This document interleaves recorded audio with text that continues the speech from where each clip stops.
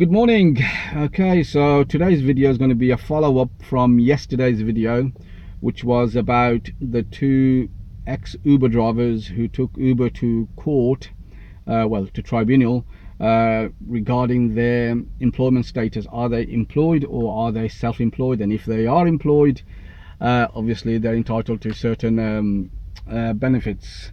So yesterday, GJM, representing one of the actual drivers, I think his main job was to discredit Uber, to create this picture of a horrible creature, a devil that has control over every aspect of the drivers who work for Uber. So that's the that's what they're trying to portray, to get over to the tribunal. I was following this on about 3 Twitter feeds. It was quite hard to follow actually, and there's a lot of things that happened yesterday compared to the day before, and some things, I couldn't get my some things were probably different from if you were in certain part of the country as well. What I mean by that is, they were talking about destination, not being able to view destinations. Now, we had that problem initially in Birmingham, but after a while we can see where the people are going before we actually pick them up. But I think that could be more of a council issue rather than Uber issue itself, because I'm sure, if I'm correct, Birmingham Council does want its drivers to know exactly where the people are going. So that could be something taken up with individual council themselves. They're talking about a lot of issues, as I keep saying. Acceptance issue was a main one. Drivers not being able to take jobs on, and how Uber, and you felt sorry for sometimes, you refuse jobs, 3 times in a row, half a mile down the road, 2 minutes away, and if you refuse that, they sin bin you for 2 minutes. Awful punishment, I reckon.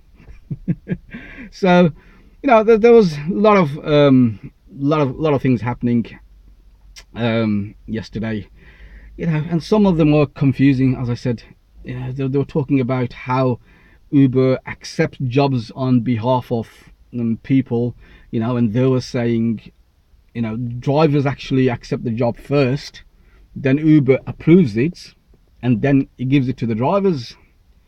You try and work that one out as well. I couldn't understand that one. Or is it the other way around? I don't know.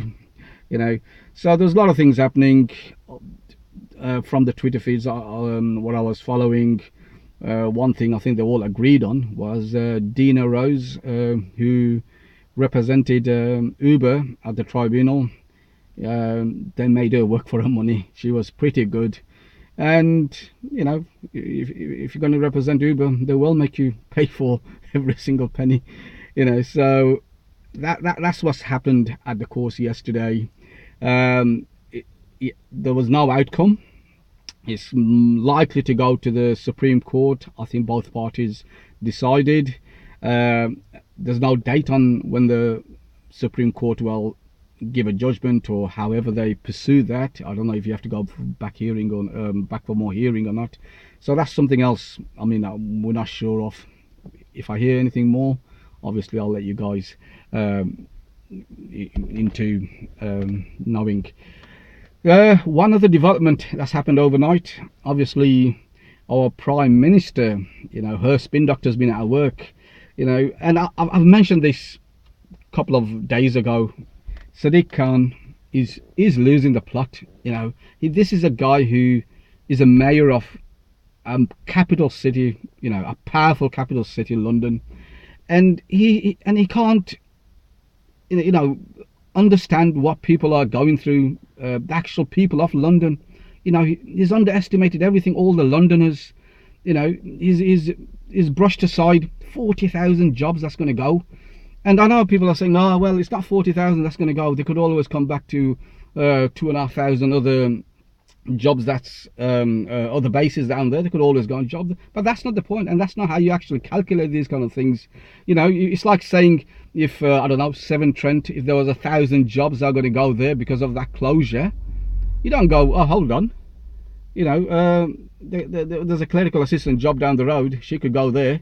Or, you know, it is 40,000 jobs, 40,000, you know, people's job. And I think the Prime Minister, you get a feeling she is siding on the side of Uber, and I think that is the tilting point now where TfL have to give way, you know. And she's come out with comments like, you know, a blanket ban is disproportionate, you know, it's damaging lives, you know. So when you're hearing things like this, you know, you gotta, you know, you start to think, you know, something.